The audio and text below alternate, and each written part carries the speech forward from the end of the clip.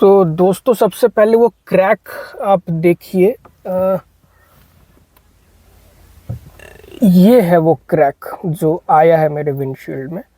अब देखें, मैं एनलार्ज करके दिखाता हूँ, शायद विजिबल अब आपको दिखेगा। ये है वो, ये मेरे शीशे में पत्थर आके लगा है। तो ये है। अब क्या है कि अगर अभी से नहीं देखूंगा, मुझे लगता है ये क्रैक कहीं बढ़ ना जाए। ये क्रैक कहीं अगर बढ़ गया तो दिक्कत आएगी। तो चलिए देखते हैं दोस्तों, इसको लगाने के बाद ठीक होता है कि नहीं ये क्रैक। तो दोस्तों ये मैंने कुछ फ्लिपकार्ट से ऑर्डर करवाया था, और ये मैंने हाईवे में जब मैं था तभी ऑर्डर कर दिया था, क्योंकि मैंने कि एकाएक तो आता नहीं है, 4-5 दिन तो ये लोग भी लेते ही हैं डिलीवरी करने के लिए। तो ये कुछ इस प्रकार से क्लेम करता है, बिफोर एंड आफ्टर यूज़ आपने देखा ही है।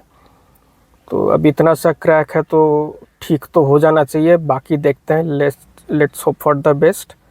मैं आपको दिखा भी दूं कि क्या क्या मिला है मेरे को इसके अंदर। दोस्तों ये कुछ चीज़ें मिली थी। ये तो मेरे ख्याल से ज़रूरत पड़ेगा नहीं, क्योंकि जिनके विंडशील्ड में क्रैक ज़्यादा होता है ना, अलाइनमेंट कई बार हेवी क्रैक होता है, तो वो क्या है कि एक यहाँ पे जोड़, मतलब कि वो क्लिप करके फिर इसको वो अलाइन करना पड़ता है ताकि दोनों शीशे एक लाइन पे आ जाए। खैर मेरा तो उतना डैमेज है नहीं शीशा। तो ग्लू, मेन यही ग्लू है। और मैं आपको एक इसके अंदर कुछ एक ये ब्लेड मिला था, ताकि वो एक्स्ट्रा एडिसिव निकालने के लिए ब्लेड है, वो दिखाऊंगा मैं आपको कैसे यूज़ करना है। और ये कुछ प्लास्टिक के फिल्म्स मिले थे। तो चलिए यूज़ करते हैं इसको, और मैं दिखाता हूँ कितना काम कारीगर है ये काम, क्योंकि मैंने भी कभी यूज़ किया नहीं। रोज़ रोज़ तो शीशे टूटते नहीं हैं। तो सबसे पहले तो ये विंड शील्ड को मैं साफ़ कर लूँ जहाँ क्रैक आया हुआ है, और इसके लिए मैं पानी तो है ही है, और थोड़ा सा ये पेट्रोल है मेरे पास, ताकि क्या है ना कि अंदर मट्टी अगर कोई फंसी हुई हो तो वो भी निकालने के लिए काम आएगा। और एक ये नीडल भी ले लिया, हालांकि मुझे पता नहीं है कि कई बार होता है कि अंदर मट्टी फंसी हो, तो पता है वो ग्लू के साथ वो मट्टी भी अंदर हमेशा के लिए चिपक जाएगी। अगर मट्टी है तो ये नीडल से निकाल लेंगे। तो चले देखते हैं क्या है हिसाब किताब इसका। तो गाइस देखते हैं इस विंडो में कोई डस्ट है कि नहीं। ये है वो क्रैक। तो थोड़ा सा एनलार्ज करके देख लेते हैं अगर कोई मट्टी वट्टी फंसी है कि नहीं।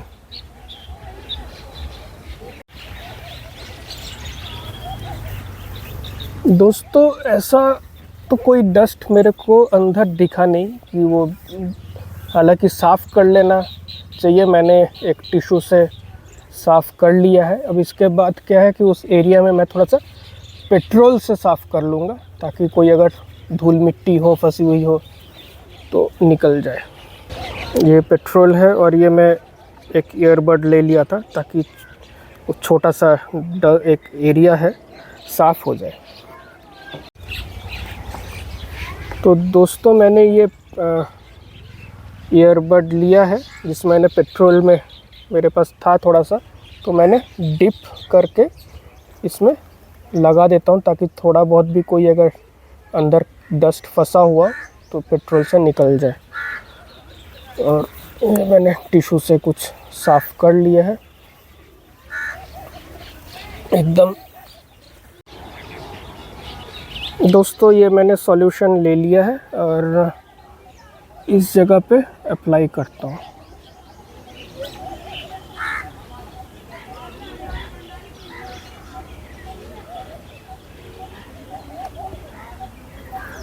ये मैं इसलिए कर रहा हूँ ताकि क्रैक फ्यूचर में कभी बढ़े ना।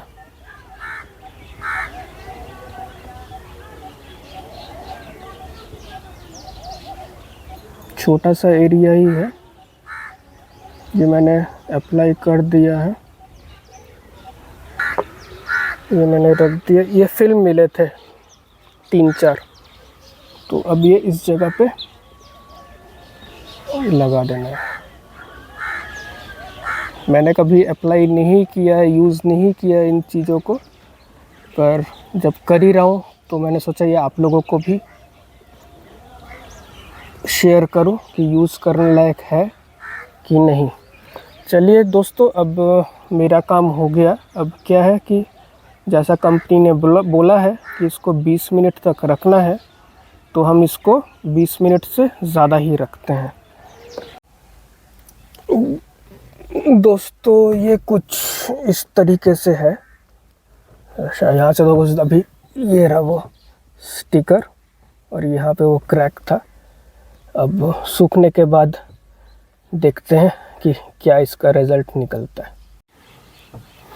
तो दोस्तों ये वो जगह है जहाँ पे मैंने अभी ग्लू लगाया था, जो मैंने आपको दिखाया था। अब काफ़ी देर हो गया। ये जो पैकेट में तो लिखा था 20 मिनट काफ़ी है, पर मैंने 2 घंटे रखे हैं।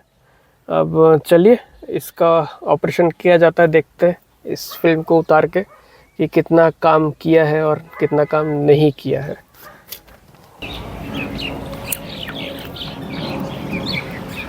तो आप देख ही सकते हैं कि सूख गया है यहाँ पे एरिया सारा, और जो एक्सेस जो ग्लू है उसको इस ब्लेड से निकालना है।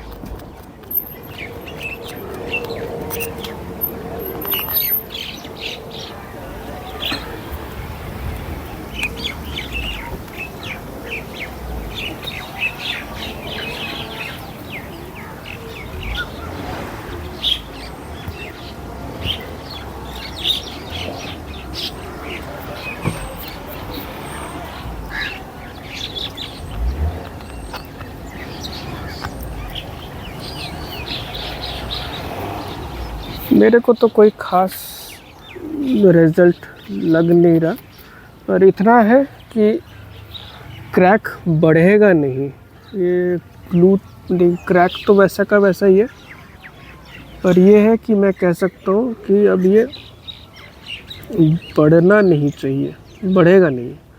मैं एज्यूम यही कर रहा हूँ। हल्का फुल्का फ़र्क पड़ा है, पर एकदम जो कोई सोचे कि पूरा गायब ही हो जाए ये क्रैक, आप देखें शायद ये क्रैक अभी भी वैसे का वैसा ही है। हल्का सा थोड़ा बहुत 19-20 का फ़र्क पड़ा है अपीयरेंस में। ये क्रैक कम है देखने में, पर बढ़ेगा नहीं। मैं शायद यही कह सकता हूँ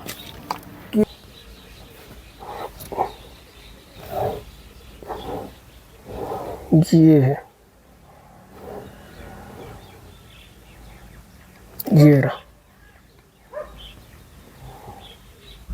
देखें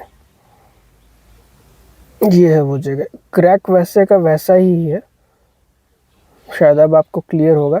तो बस मैं ये सोच रहा हूँ कि ये क्रैक आगे बड़ा नहीं होएगा, बढ़ेगा नहीं, क्योंकि ग्लू चला गया है अंदर। तो कुछ इस प्रकार का था दोस्तों ये ग्लू, और मैं तो शायद रिकमेंड नहीं करूँगा मतलब कि मैं ये बोलूँगा कि अगर आपका छोटे मोटे क्रैक से आप डाल लीजिए। कोई अगर बहुत बड़ा क्रैक हो तो वो तो ये रिपेयर नहीं करेगा, फिर तो आपको विंडशील्ड ही चेंज करना पड़ेगा। छोटे मोटे क्रैक्स हैं तो आप ये ग्लू लगा के देख सकते हैं, और क्रैक शायद ना बढ़े, क्योंकि ये छोटा क्रैक है। कई बार आप देखते हैं छोटा क्रैक टाइम बीतते बीतते, क्योंकि इसमें काफ़ी सारे, कई बार आप कार वॉश पे देते हैं तो वो पानी का प्रेशर, जेट प्रेशर एक पड़ता है, तो वो क्रैक बढ़ सकता है। तो मैंने तो ये सोच के इसमें ये ग्लू अप्लाई किया। अब आप आगे अगर कभी फ्यूचर में ये क्रैक बढ़ेगा तो आप लोगों को बताऊंगा। फ़िलहाल तो ये छोटा सा क्रैक है, मैं एज्यूम करता हूँ कि शायद ना बढ़े।